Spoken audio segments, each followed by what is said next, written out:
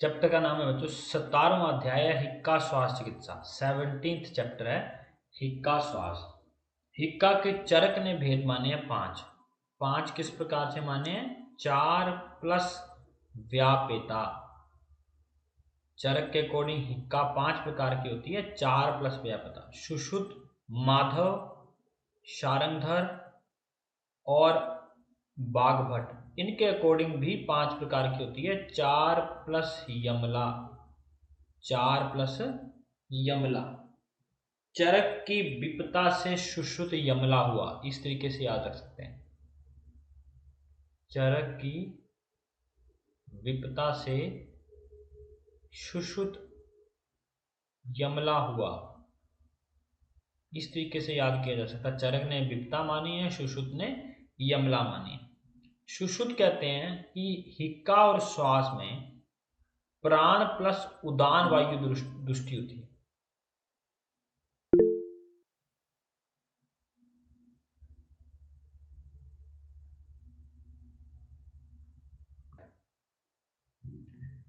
सुश्रुत के अकॉर्डिंग चरक की विपता से सुश्रुत यमला हुआ।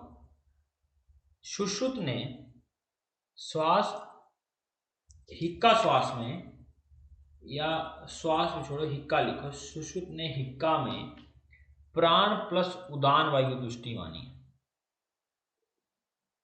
प्राण प्लस उदान वायु दृष्टि, हिक्का श्वास दोनों एक साथ ऑप्शन में हो तो हिक्का श्वास, और हिक्का हो तो हिक्का लिखना है ना।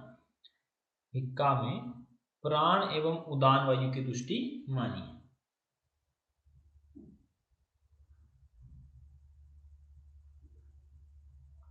श्लोक नंबर 4 देखो।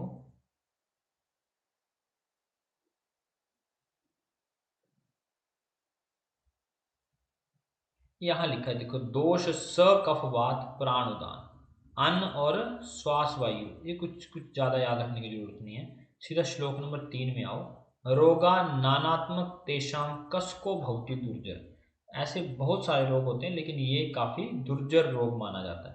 दुर्जर मतलब जो कठिनाई पूर्वक जो है वो ठीक हो। श्लोक नंबर 6, ये उपमा की तरह लाइन है, एक रेफरेंस। कामम प्राण हरम रोगम बहवो न तू ते तथा यथा श्वासश्च हिक्का च प्राण नाशु निकृंतः। डार्क अंडरलाइन करनी है रेफरेंस मार्क। ऐसे बहुत सारे रोग हैं जो प्राण घातक होते हैं, प्राण हर होते हैं। ऐसे बहुत सारे रोग प्राण होते हैं, लेकिन श्वास हिक्का की तरह प्राण नाशक जो है वो कम ही है। इस तरीके से उपमा दी जाती है कि जिस प्रकार से श्वास और हिक्का प्राणों का नाश करते हैं, वैसे कम ही रोग जो है वो प्राणों का नाश करते हैं। श्लोक नंबर 8,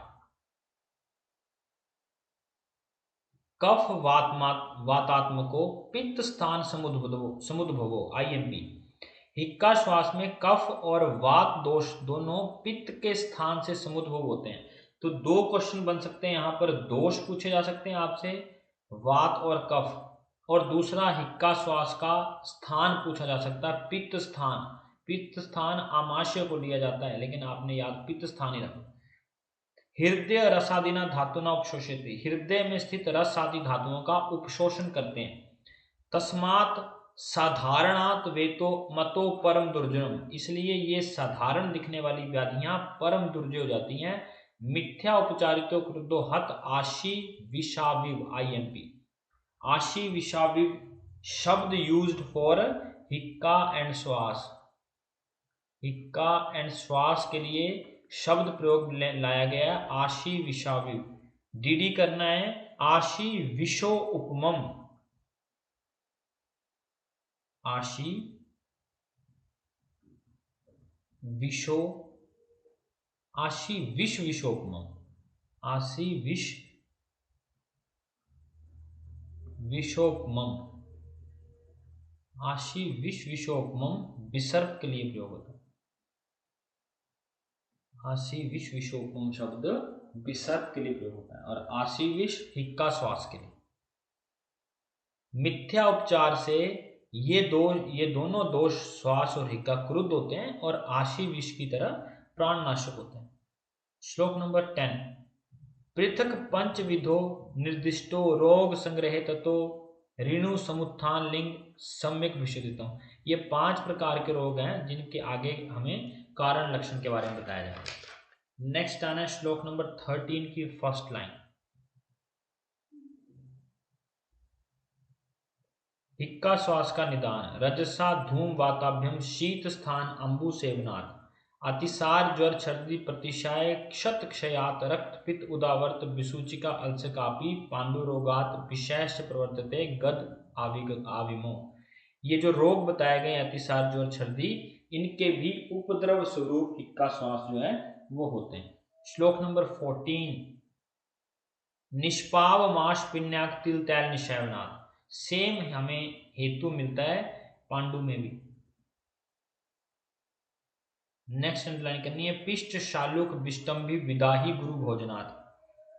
श्लोक नंबर नेक्स्ट, मारुत प्राणवाहिनी स्त्रोतांसी विश्व कुपितम। वायु जो है वो प्राणवाही स्त्रोतों में कुपित हो जाता है। उरस्त कफ उद्यो हिक्का श्वास करोती, और उर में कफ जो है वो उद्वित या फिर कफ दोष उभड़ जाता है, उसके कारण हिक्का श्वास जो है उत्पन्न होता है। इसमें वायु प्राणवाह स्त्रोतों को कुपित करती है और उर में कफ जो है वो उद्वित होकर के हिक्का श्वास उत्पन्न करता है। रेफरेंस की लाइन है और क्वेश्चन मार्क है, घोरान प्राण उपरोधान प्राणिनाम पंच पंच। ये 5 का मतलब है हिक्का के भी 5 प्रकार होते हैं, श्वास के भी 5 प्रकार होते हैं, और ये प्राणियों के प्राणों का उपरोध करके 5 प्रकार के रोग उत्पन्न करती है। ये बात बताई है, घोरान प्राण उपरोधान प्राणिना, प्राणियों के घोर प्राणों को अवरोध करके 5 प्रकार के रोग उत्पन्न होते हैं। श्लोक नंबर 19 और 20 दोनों में क्वेश्चन मार्क लगा लो, दोनों क्वेश्चन पूछे गए हैं। पहला ऊपर वाला श्लोक जो है वो हिक्का का पूर्व रूप दर्शाता है और नीचे वाला जो है वो श्वास का पूर्व रूप बताता है। हिक्का के पूर्व रूप में देखो, कंठ उरुसुम गुरुत्वम बदनस्य कषायता। कंठ उर में गुरुता और बदन में, बदन होता है मुख, बदन किसे कहते हैं, मुख को, मुख में कसैलापन। सिर्फ इतना क्वेश्चन आया था कि मुख में कसैलापन किसका पूर्व रूप है, हिक्का का या श्वास का। हिक्काना पूर्व रूपाणी कुक्षे आटोप, कुक्षी में आटोप होता है। देखो 3 लक्षण है हिक्का के, कंफ्यूज नहीं होना है। एक कुक्षी में आटोप होना, दूसरा मुख का कसैला होना, तीसरा कंठ और उरु में गुरुता होना।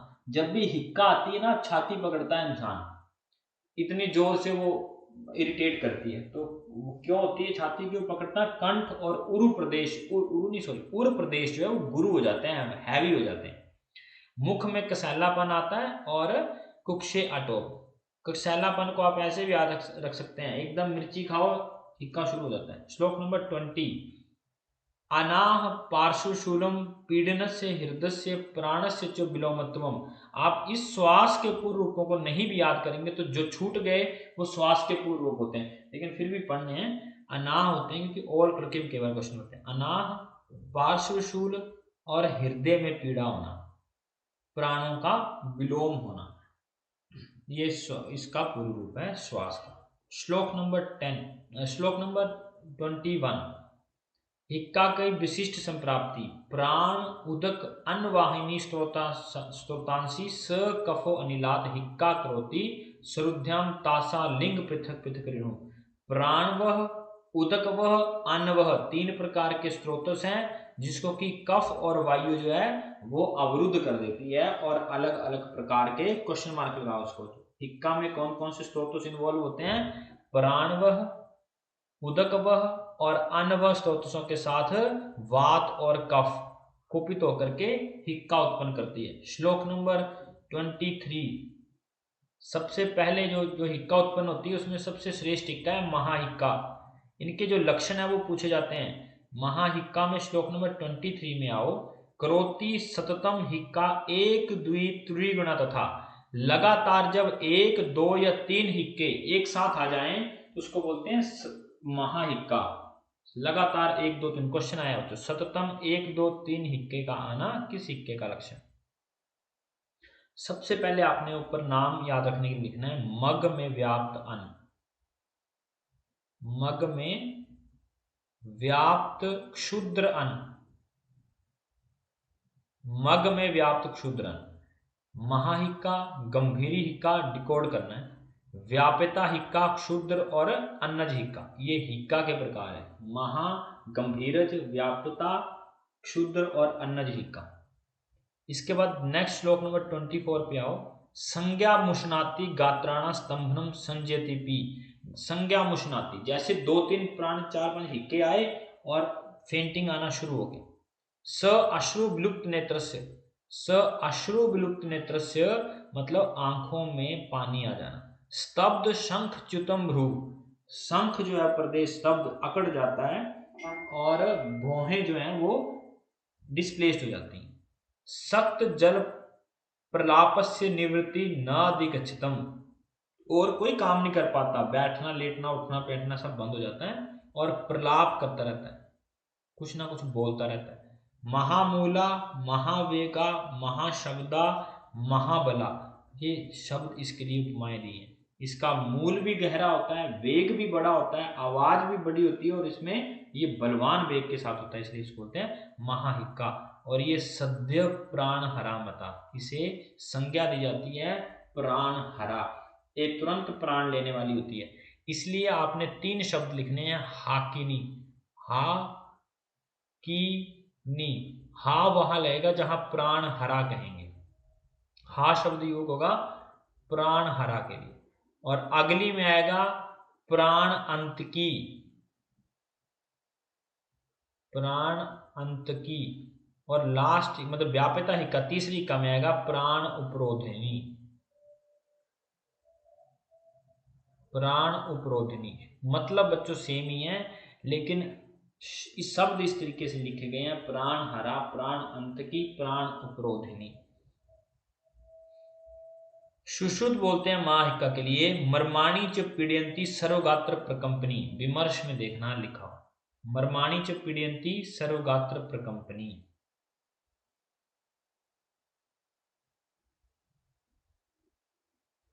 मर्माणी च पीड़यंती सर्वगात्र प्रकंपनी।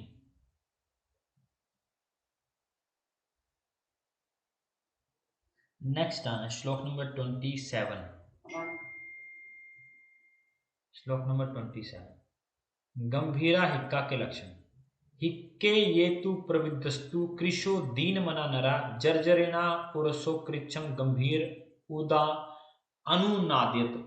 जो हिक्का गंभीर है वो किस व्यक्तियों में प्रवृत्त होता है, जो कृश होते हैं, दीन मन के होते हैं, जिनके जीर्ण शरीर हो चुके हैं, ऐसा कृच्छ गंभीर हिक्का उन्हीं में उत्पन्न होता है। श्लोक नंबर 29। नाभे पक्वाशे यद्यपि हिक्का च उपजायते, और इसका उद्गम स्थान है नाभि और पक्वाशे।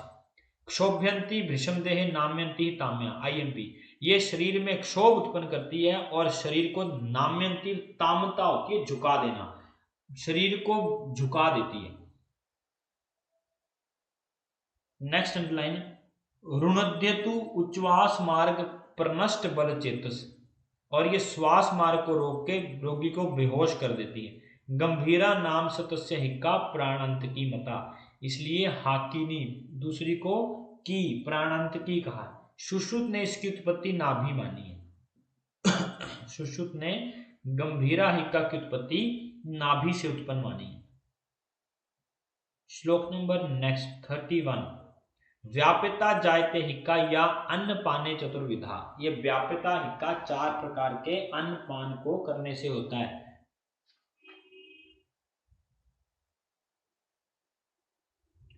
नेक्स्ट है आहार परिणामते भूष्य लभते बलम, जब ये आहार पच जाता है तब इसका बल प्रबल हो जाता है, आईएमपी।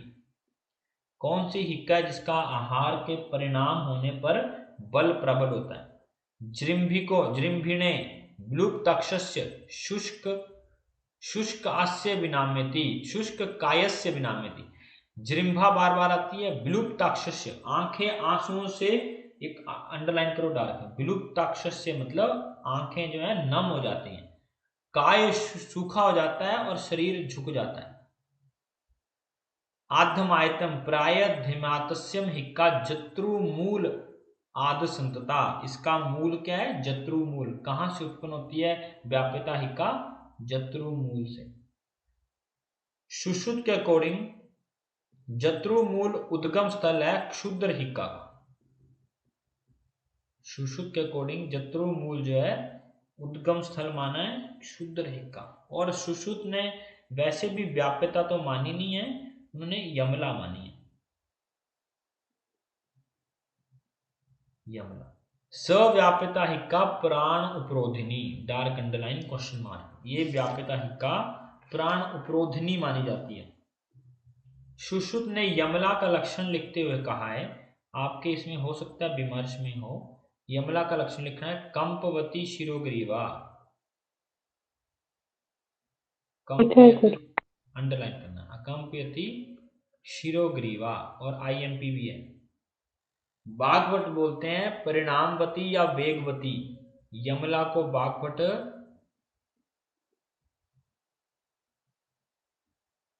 परिणामवती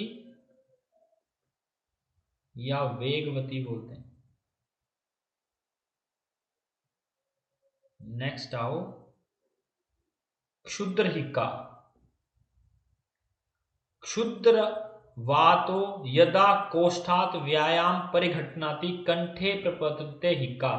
कोष्ठ में जो वायु कुपित है वो थोड़ा सा व्यायाम करने पर कंठ में आकर के कुपित हो जाती है। कोष्ठ की वायु जो है वो थोड़ा व्यायाम करने पर कंठ में आकर के प्रपतते, मतलब विकार उत्पन्न करे और हिक्का कर दे, ऐसे को क्षुद्र हिक्का कही जाती है।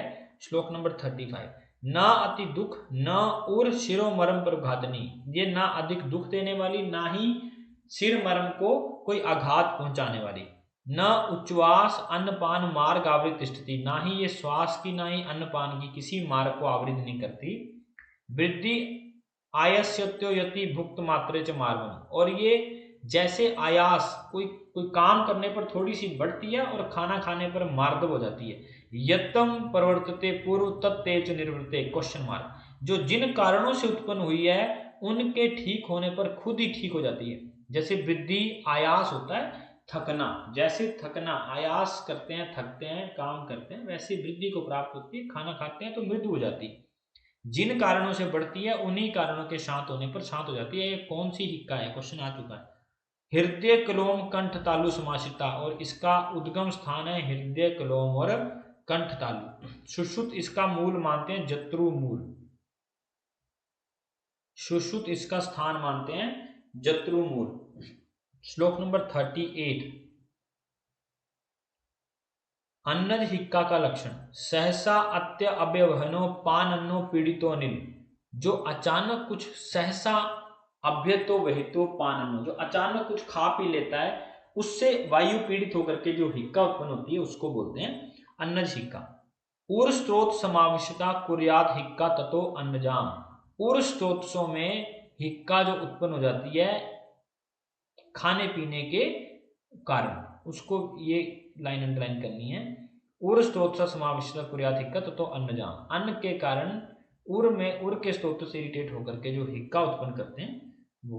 तथा शनैर संबंधम क्षुवस अपीच हिक्के, और इसमें थोड़ा थोड़ा संबंध क्षवथु, ये क्षुवंश अपी जो लिखा है छींक के साथ भी होता है थोड़ा सा, इसके साथ हिक्के के साथ क्षवथु भी थोड़ा सा बना रहता है। न मरम बाधा जन्नी इंद्रियाणी प्रबाधनी हिक्का पीते भुगते शमम याति से अन्ना। जो खाना पीना कर लेने पर या कोई द्रव पी लेने पर शांत हो जाए उसे अन्नज कहते हैं। ये कभी मरम और इंद्रियों को किसी को भी आघात नहीं पहुंचाती है। ये क्वेश्चन आ चुका है। हिक्का कौन सी है जो पीते भुगते में ही शमन हो जाती है? अन्नज हिक्का। और इसका अधिष्ठान माना जाता है आमाशय। इसका अधिष्ठान जो है वो आमाशय माना जाता है। सुश्रुत अन्नज हिक्का को बोलते हैं कटुकैर अधिकतम, मतलब अधिक कटु खाने की वजह से।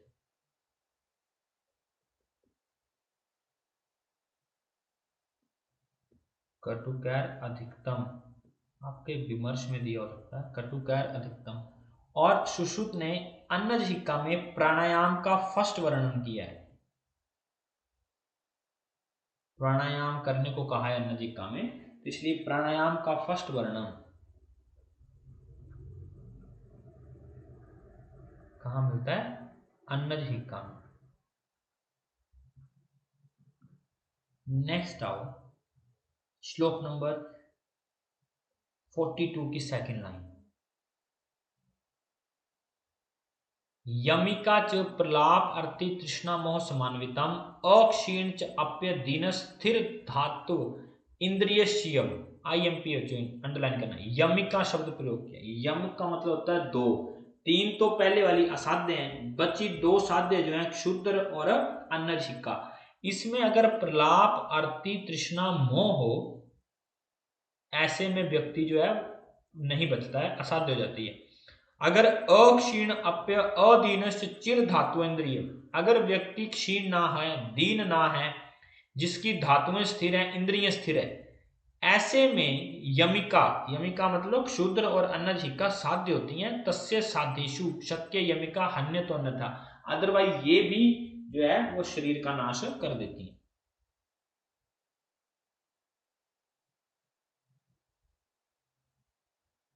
गंभीर शिक्का नाभि पक्वाशय माना। देखो ये ना, ये लिखे उन्होंने स्थान मान दिए, और तीनों साध्य होती हैं और अगली वाली दो जो है वो साध्य होती है। कुछ करने की ज्यादा जरूरत नहीं है वैसे। नेक्स्ट आओ श्लोक नंबर 45। श्वास रोग का विशेष संप्राप्ति। यथा स्त्रोतांशी श्रुद्धम मारुत कफ पूर्वक। आपको पता है स्त्रोतस कफ और वात से भरे हुए हैं। विश्वग्र जति सनुद्ध तथा श्वासान करोति, और वो अवरुद्ध होकर के क्या करते हैं? श्वास को उत्पन्न करते हैं। स्त्रोतस कफ मारुत से अवरुद्ध होकर के श्वास रोग को उत्पन्न करते हैं। ये इसकी दूसरी लाइन पूछी जा सकती है। जो विषग वज्रति, इसका इस शब्द का मतलब पता नहीं क्या है, या इसको संधि विच्छेद करके पढ़ना नहीं आ रहा शायद। विश्वग वज्रति सनुद्ध तथा श्वासान करोति। अब एज इट इज याद रख लेना कि ऐसी कोई लाइन सेकंड लाइन पूछी गई तो ये श्वास का संप्राप्ति के लिए करी गई।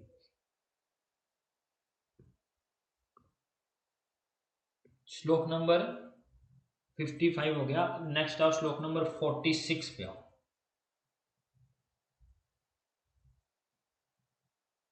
श्लोक नंबर 46 महाश्वास के लक्षण। महाश्वास दोष जो है वो होते हैं वात कफ, वैसे ही प्राण अन्न उदक व अधिष्ठान प्राण व उदान व स्रोत। ये तो आएंगे नहीं कि छोड़ो, आपने आना है श्लोक नंबर 46। महाश्वास में उदयमानो वातो, वात का ऊर्ध्व गति होती है। शब्दवत दुख छोड़ो। उच्च श्वसति श्रुद्धो मतर्ष इवानिशम। मतर्ष मतलब सांड की तरह, जोर जोर से जो धुकनी की तरह आवाज निकले। मतर्ष इवानिशम, वैसे लगे जो सांस ले रहा है और सांड की तरह आवाज आ रही है, फुदकार कर रहा है, ऐसे करके जो श्वास आए वो महाश्वास का लक्षण है। पर नष्ट ज्ञान विज्ञान तथा विभ्रांत लोचनम, बड़ा इंपॉर्टेंट क्वेश्चन। विभ्रांत लोचन कई बार क्वेश्चन आया। आंखें जो है वो नचाता रहता है, विभ्रांत हो जाती हैं, स्टेबल नहीं रहती। विकृत अक्ष आननो, आनन और अक्ष दोनों विकृत हो जाते हैं। आनन होता है मुख, मुख का विकृत होना मतलब स्पष्ट ध्वनि नहीं आती है, मुख भी विकृत लगता है। आनन अक्ष भी विकृत लगते हैं। यहां पर अक्षनी शब्द है जो विभ्रांत लोचन शब्द है, याद रखना। बद्ध मूत्र वर्च विशीर्ण वाक, ध्वनि सही से नहीं आती क्योंकि आनन ये विकृत हो चुका है, तो वाक विशीर्ण होगी। नेक्स्ट है दीन प्रशस्ति आस्यम दूर द्विजायते भृशम। दूर विजायते, ऐसे लगता है कि कोई दीन बड़ा बेचारा सा रोगी जो है वो सांस ले रहा है, बड़ा बीमार है, और कोई बड़ी दूर से किसी की आवाज आ रही है, अगर वो बोलने भी तो बड़ी दूर द्विजायते, ऐसे लगता है बड़ी दूर से कोई ध्वनि आ रही हो। महाश्वास उपसृष्टम च क्षिप्र में विपदते, ऐसा रोगी जल्दी ही मृत्यु को प्राप्त होता है। श्वासों को याद रखने के लिए निमोनिक है मोक्षी, मोची। इसको डिकोड करेंगे म से महा, ऊ से ऊर्ध्व, मो मतलब ओ आगे ना, ऊ से ऊर्ध्व, छी से छीन, छीन श्वास। तीन ये हो गई, दो बची तमक और क्षुद्र, ये याद रखना। मोची प्लस तमक प्लस क्षुद्र। और इसमें निमोनिक आपने याद रखना है क भ ल, क से विकृताक्ष, दूसरे से विभ्रांताक्ष। ये देखो विभ्रांत लोचन है, ये विकृताक्ष। जहां क्ष क्ष लगना है उसके निमोनिक है। क से क्या लगना है? विकृताक्ष, विकृताक्ष। भ से विभ्रांताक्ष और ल से विलुप्ताक्ष। ये तो आपको निमोनिक से याद हो गया, बाकी विभ्रांत लोचन आपने वैसे याद रखना। नेक्स्ट आओ ऊर्ध्व श्वास में। सर ल से क्या बताया? ल से विलुप्ताक्ष, आगे शब्द आएगा विलुप्ताक्ष, आगे आ जाएगा। नेक्स्ट आना है श्लोक नंबर 49। दीर्घ श्वसति ऊर्ध्व न च प्रत्यय अधः। ऊपर की सांस तो बड़ी लंबी लेता है लेकिन खींच नहीं पाता। ऊर्ध्व दृष्टि विपर्यश विभ्रांताक्ष स्थितः। क भ ल विभ्रांताक्ष, उसकी आंखें विभ्रांत रहती हैं, मतलब टिका नहीं पाता, मतलब वो ये शब्दों की हेरफेर है। ऊर्ध्व श्वास से प्रकोपिते अध श्वास से निरुद्धते। ऊर्ध्व श्वास ऐसे लगता है कुपित हुआ है और अध श्वास जो है वो रुका हुआ है। ये क्वेश्चन कई बार आया है। ऊर्ध्व श्वास कुपिते अध श्वास निरुद्धते किसका लक्षण है?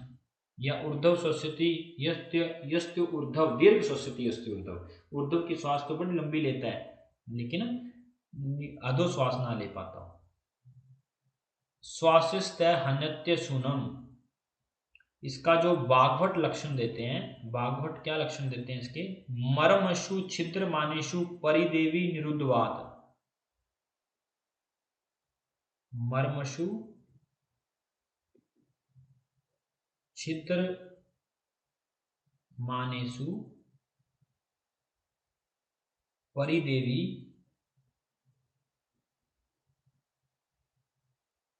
निरुद्धवात, परिदेवी निरुद्धवात। इसका मतलब यही हुआ कि मर्मों को और बाकी छिद्रों को जो तकलीफ दे, परिदेवी मतलब उसमें विकार उत्पन्न करे, वात को रोक दे, ये जो लक्षण है वो ऊर्ध्व श्वास के। परिदेवी का मतलब होता है दुखार्थ या जो दुख दे।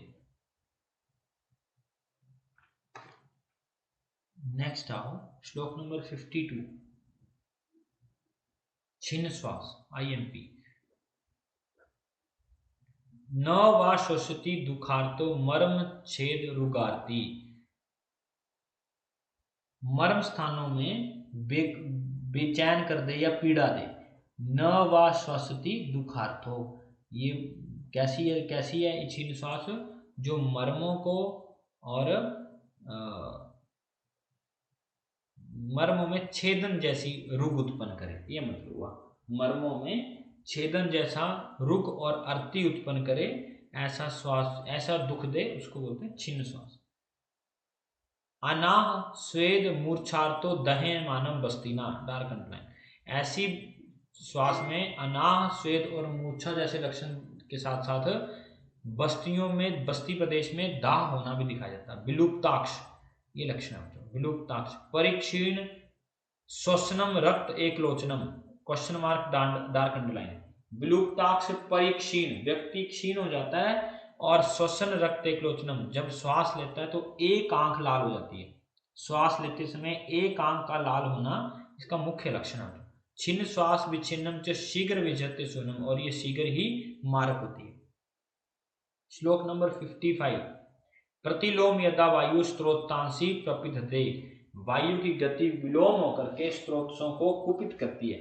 और ग्रीवा श्रेष्ठ संग्रह श्लेषमाणव देरित जी, और कहाँ जाकर के जकड़ लेती है? ग्रीवा सिर को संग्रहित करती है और श्लेष्मा का उद्दीर्ण करती है, कफ को उत्प्रेरित करती है। करोति पीनस तेन रुद्धो घुरघुरम तथा, और इस श्वास में, तमक श्वास में घुरघुर की आवाज आती। अतीव तीव्र वेगम च श्वासन प्राण पीड़कम, और अगर अधिक तीव्र वेग होगा तो प्राण पीड़कम, प्राणों के लिए घातक है, संकट में डाल सकते हैं। प्रमोह कासमानस गच्छति मुहुर्मुहु, ऐसे व्यक्ति को खांसते खांसते प्रमोह बेहोश हो जाता है। तस्य च विमोक्षन्ते मुहूर्ते लभ्यते सुखम, जैसे ही वो कफ जो है खांसता है और कफ थोड़ा सा बाहर आ जाए, विमोक्ष हो जाए, तो थोड़ी देर के लिए सुख की अनुभूति करता है। पार्श्वो तस्यावगृहति शयनास्य स्मरणम, जैसे सोता है पार्श्वों में वायु भर जाती है। आसीनो लभते सौख्यम उष्णम च अभिनंदती, जैसे बैठता है, आसीनो मतलब बैठना, आसन करते ही थोड़ा सा सुख महसूस होता है और उष्ण से अभिनंदती प्रति अभिनंदन प्राप्त करता है। जैसे उष्ण से अभिनंदन प्राप्त करना मतलब जैसे थोड़ा सा कोई गर्म चीज खाए पिए तो उसे आनंद महसूस होता है। उच्छिताक्षो ललाटेन शुद्धता भी शर्तिमान, उच्छिताक्षो ललाट में पसीना आना शुरू हो जाता है। विशुष्क्य कायस्य मुहुर श्वासो मुहुर चैवधमतते, विशुष्कास्य मुहुर, इस लाइन को छोड़ दो, मतलब ये बार बार जो है वो क्या होता है, मुख सूखता रहता है और बार बार श्वास लेता है। नेक्स्ट लाइन है मेघ अंबु शीत प्रागवाद श्लेष्मलो विवर्तते, बादल आने पर शीत में और प्रागवाद मतलब पूर्व की हवा आने पर ये विकार बढ़ जाता है। सयाप्य स्तमक श्वास, इसलिए तमक श्वास को याप्य कहा गया। साध्यो वो स्यात नवोथितम, सिर्फ नया ही साध्य होता है। बच्चों ये जो तमक श्वास है ये मोस्ट इंपॉर्टेंट मार्क करना, इसमें से एक लाइन जरूर आती है, तमक श्वास में से क्वेश्चन आता है। ये याप्य श्वास कही गई है, सिंपल ये पूछ लेंगे ये कृसाध्य याप्य, याप्य है और ये नया हो तब साध्य होता है।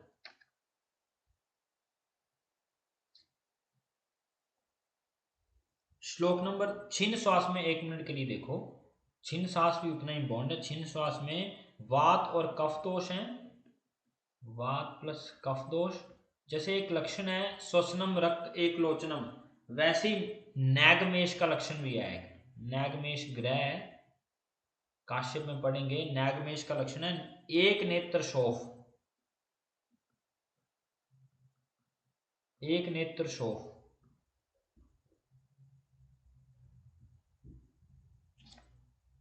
श्लोक नंबर 62, 63 या 62 में आओ।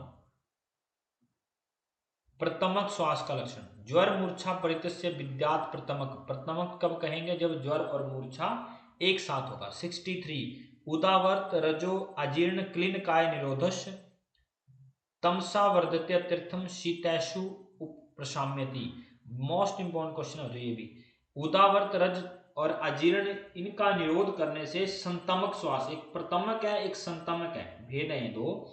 संतमक श्वास इससे बढ़ता है, लेकिन ये इसमें कैसा है, तमसा वर्धते अध्यर्थम, जैसे अंधकार होता है तम की वृद्धि होती है वैसे अधिक बढ़ने शुरू होता है। तम से कई मीनिंग लिए जा सकते हैं, संध्या काल भी और वैसे भी बॉडी में जब तम गुण बढ़ता है तब ये अधिक बढ़ता है। ऐसा कौन सा श्वास है जो तम से बढ़ता है, संतमक श्वास है।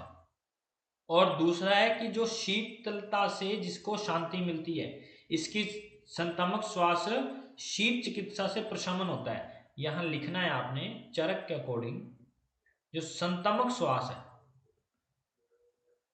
संतमक श्वास शीत से प्रशमन होता है,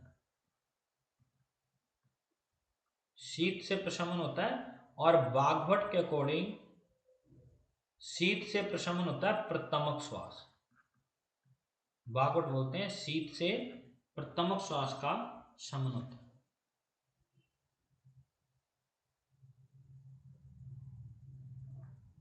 क्षुद्र श्वास के लक्षण,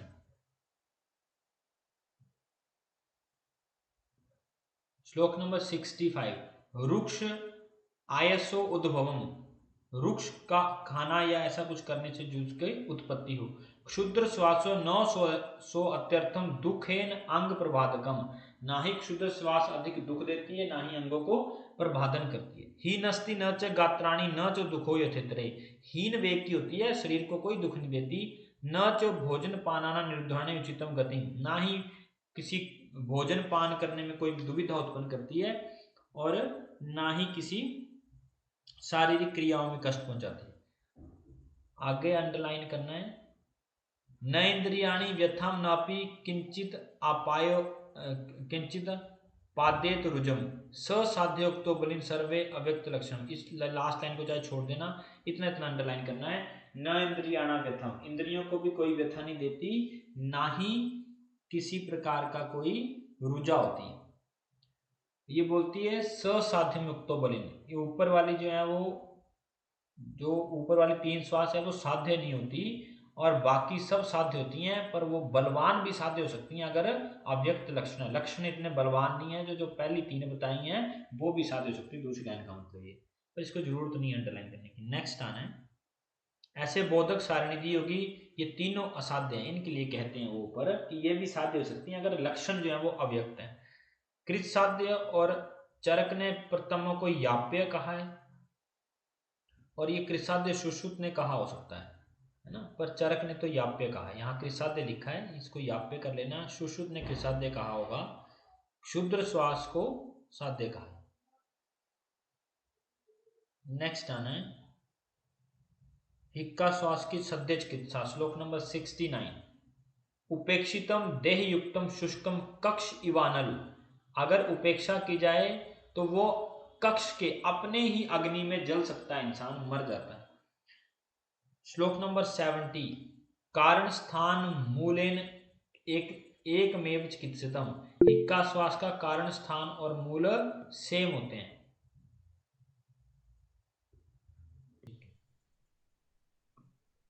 श्लोक नंबर 17 बोलते हैं कारण स्थान मूल जो है वो इनके सेम होते हैं। कसम मैंने आपको पहले बताया, कसम निमोनिक याद रखना है, कारण स्थान और मूल हिक्का और श्वास के सेम है। श्लोक नंबर 71। आक्तम स्निग्धादो हिक्का श्वास अर्दितम स्निग्धादो स्वेद उपचारित, पहले इनका स्नेहन करना है फिर स्वेदन करना है, और स्नेहन करिए आक्तम लवण तैने नाड़ी प्रस्तर संकर है। लवण जो है वो तेल में लवण मिला करके इसका स्नेहन किया जाता है, और नाड़ी प्रस्तर और संकर इसमें स्वेद किया जाता है। होता क्या उससे, तैरस से ग्रथितम श्लेष्मा स्रोतों सो विलीते, जो ग्रथित श्लेष्मा स्रोतों में वो विलीन होना शुरू हो जाता है। ख अनि मार्दवम आयंती ततो वात नोमते, और जो ख आनी मतलब जो स्रोतस है, खाली स्पेस है, वो मृदु होकर के बात का अनुलोमन होने लगता है। ये चिकित्सा सूत्र है, पूछ सकते हैं। श्लोक नंबर 73 फर्स्ट लाइन आईएमपी, यथा आदरी कुंजेश्वर अर्कांशु तप्तम विश्यंदते हिमम, अर्क होता है सूर्य, जिस प्रकार कुंद्रेशु पर्वतों का नाम लिया हुआ है, जिस पर पर्वतों में जो बर्फ जमी हुई होती है और अर्क की किरणों से तप करके वो पिघलने लगती है, वैसे ही श्लेष्मा जो है वो देह से विषंद होकर के पिघलने लगता है या स्वेद से पिघलने लगता है। नेक्स्ट आओ, निमोनिक लिखना है हिक्का श्वास का।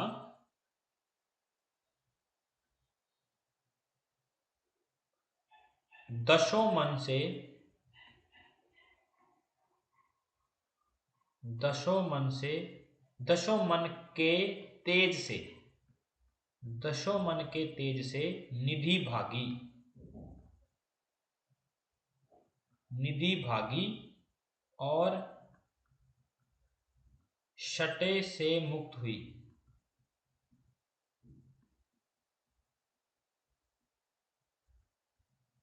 दशों मन के तेज से निधि भागी और शटे से मुक्त हुई। दशे मतलब 10 मूलादि वागु और घृत,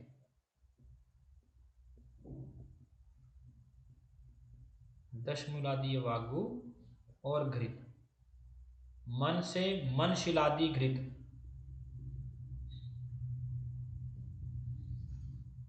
मन शिलादि घृत। तेज से तेजोवत्यादि घृत, तेजोवत्यादि घृत। निधि से निधिकादि यूष, निधिकादि यूष। शटे से भागी से भारंगी भारगी नागरादि योग, भारगी नागरादि योग, ये सारे आपको आगे मिलेंगे ना। सटे से शट्यादि चूर्ण,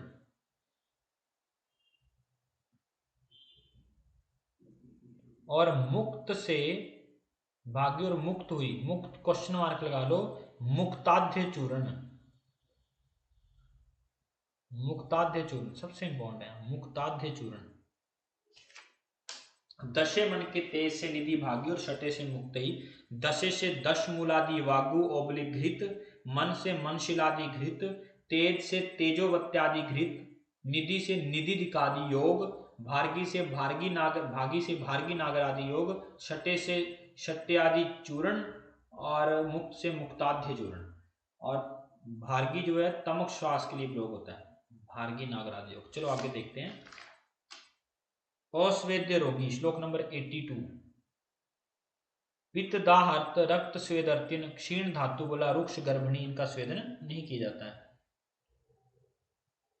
श्लोक नंबर 95, सीधा मेन पर आओ। श्लोक नंबर 95।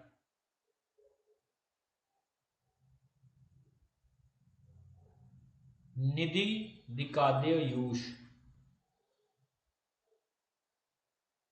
इतना इंटरलाइन करना है। नेक्स्ट आना है पथ्य, श्लोक नंबर 100। शाली षष्ठी गोधूमि नवन पानानी, नवन पुराने चीजें। दश मूलादि वागु, नीचे थोड़ा सा श्लोक नंबर 102 में देखो, दश मूलादि वागु। श्लोक नंबर 105। पेय पदार्थ, दशमूलकस्य क्वाथ देवदारू त्रिशितो मदिरा व हिक्का स्वासी। दशमूल का क्वाथ देवदारू का या मदिरा, तीन चीजें दी जाती है। श्लोक नंबर 109। सुवर्चल नागर भारगी द्विशर्करा युक्तम, सुवर्चल नागर भारगरी और 2 गुना शक्ता पी जाए, उष्ण अम्बु के साथ दिए जाए तो हिक्का श्वास विकार मुक्त बानी गई है। भारगी नागर आदि योग, इसमें भारगी नागर वगैरह डलते हैं इसमें ना, भारगी नागर ही अंडरलाइन करो और एक लाइन लिख लो आप, भारगी भारगी प्राणव स्तोत्रों पर काम करती है, प्राणव स्त्रोतस पर काम करती है। और नागर जो है वो प्राणवह स्तोत्रस के मूल पर काम करती है, प्राणवह स्तोत्रस के मूल पर काम करती है। ये प्राणवह स्तोत्रस पे काम करती है, वो प्राणवह स्तोत्रस के मूल पर काम करती है। श्लोक नंबर 113। वात पित्त श्वास में अनुपान, दुग्ध में और घृत में त्रिकटुआन्वितम, दुग्ध और घी में त्रिकटु डाल के पीना चाहिए।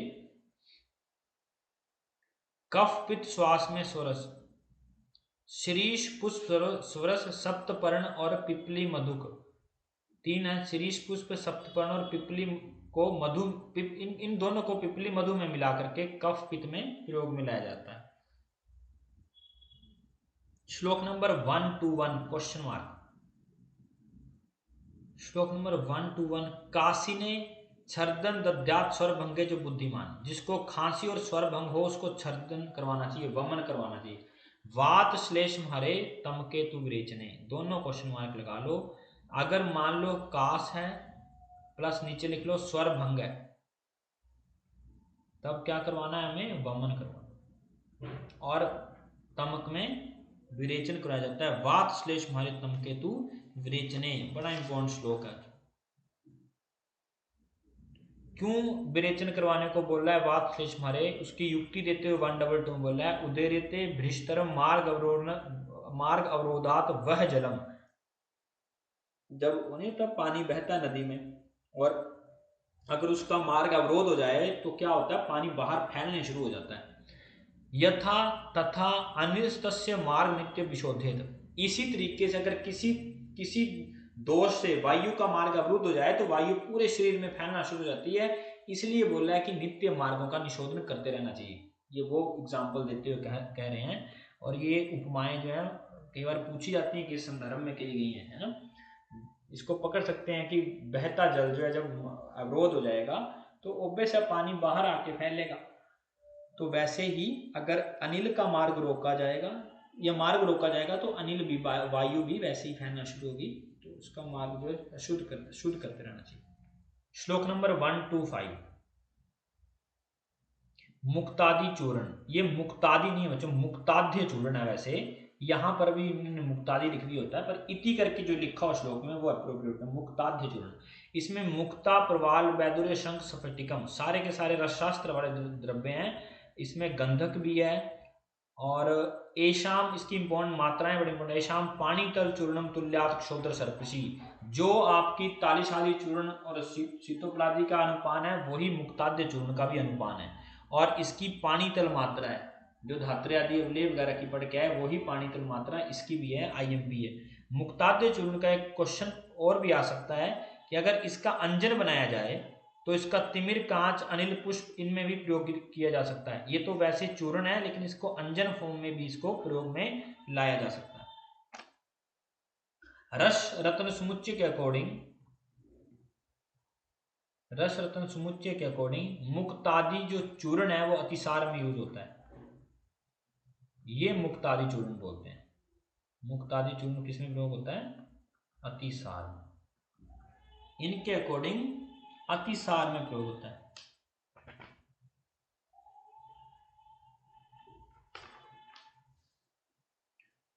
श्लोक नंबर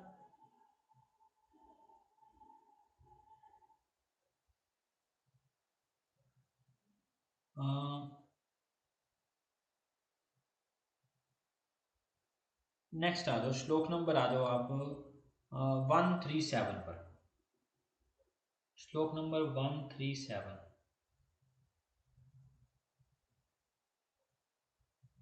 हिक्का में मानसिक उपचार, शीतंबु सेवन, सहसा त्रास, विस्मापन, भय, क्रोध, हर्ष, प्रिय, उद्वेग, हिक्का, प्राच्यवान मतम। ये जो है प्रच्यवान है, ये ऐसे हमें थोड़े तरीके अपनाने चाहिए। अद्रव्य भूत चिकित्सा कहा जाता है ऐसा, अद्रव्य भूत चिकित्सा।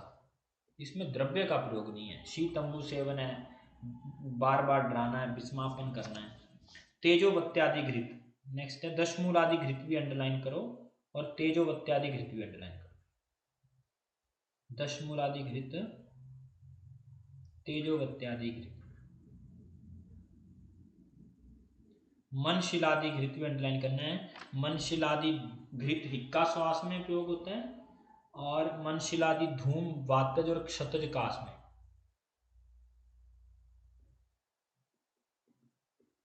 मनशिलादि धूम जो है वो वातज एवं क्षतज काश में। मनशिलादि लेप श्वित्र कुष्ठ में, मनशिलादि लेप श्वित्र कुष्ठ में। घृत जो बताए गए हैं वो है जीवनी उपयोगी घृत, सक्षोत्र लेहम घृतम, तृष्णादि दाधिकम। कहां पर है? दधि घृत गुलम में। वासा घृत, तृष्णादि घृत काश में आएगा, दधि घृत भी गुलम में है, वासा घृत भी गुलम में है, जीवनीय घृत जो है वो जीवनीय घृत वात रक्त में। तो ये जो है ना आपने याद रखने वाला, जीवनीय घृत हो गया, तृष्ण, दधिक और वासा घृत का प्रयोग होता है। नेक्स्ट है 147। ये मोस्ट इंपॉर्टेंट लाइन है, ये हमें आया था चिकित्सा सूत्र हमारी बारे में। यद किंचित कफ वात अघन उष्ण वात अनुलोमनम भेषजम पान अन्न व तदित श्वास, ये नहीं था, अगली होगी लाइन। ऐसे आहारों का हिक्का और श्वास में हमें हमेशा कफ वात अघन उष्ण और वात अनुलोमक भेषज अन्नपान का ही प्रयोग करना चाहिए। कौन कौन से? एक तो वात कफ अघन, उष्ण और वात अनुलोमक, कफ वात नाशक, उष्ण और वात अनुलोमक का प्रयोग करना चाहिए। Most important. नेक्स्ट लाइन उससे भी ज्यादा इंपॉर्टेंट है।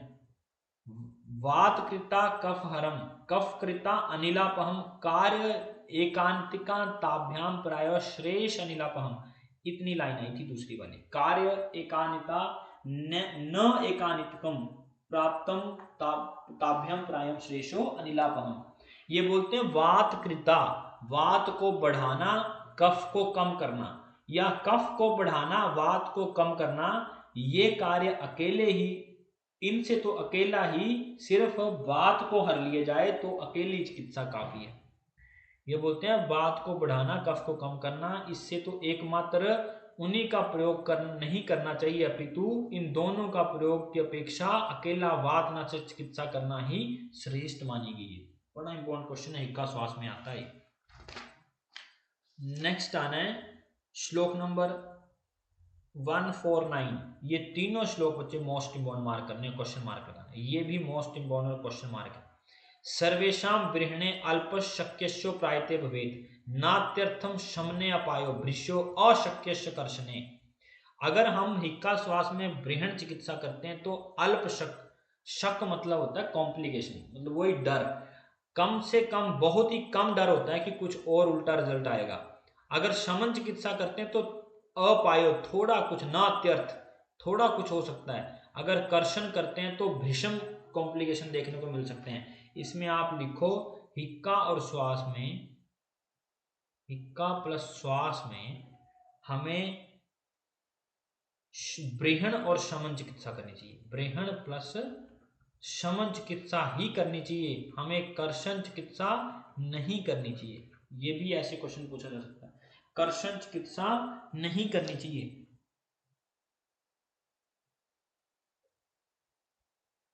इसकी लाइन को बताते हुए यहां लास्ट में कहा है 150 में, तस्मात् शुद्धान अशुद्धान, चाहे रोगी शुद्ध हो चाहे अशुद्ध हो, शमन बृहणारपि हिक्का श्वास जंतु प्रायः समुच्चारित, सिर्फ उसको बृहण और शमन चिकित्सा से ही उपचार करना चाहिए, सिर्फ उसका उपचार बृहण और शमन चिकित्सा के साथ ही करना चाहिए। मयूर पिछ योग हिक्का श्वास में होती है, मयूर पिछ योग हिक्का श्वास में प्रयोग होता है। योग रत्नाकर के कोड़ी मयूर पिछ योग,